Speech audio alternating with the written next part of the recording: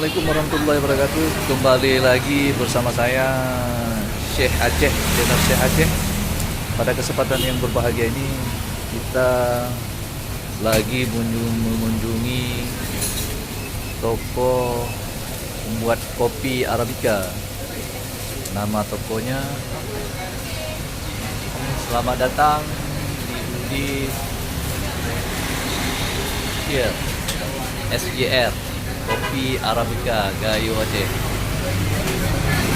Kunjungi tempat ini. Di sini berbagai macam kopi ada.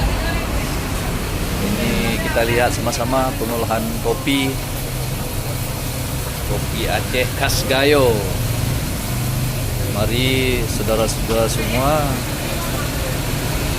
datang dan kunjungi tempat ini, yaitu di Penayung, pas di depan Hotel Wisata Penayung. Kita lihat bersama, di sini banyak kopi-kopi bermacam rasa. Ada kopi khas Aceh, Gayo,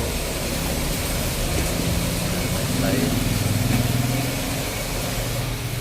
Lihat lagi timbangan kopi.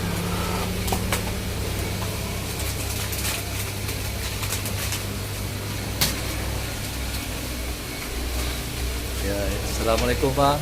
Salam, Dengan siapa? Ari bang. Ari. Ya, Mas Ari. Ini adalah Mas Ari, karyawan di SYR Kopi. SYR itu apa Bang?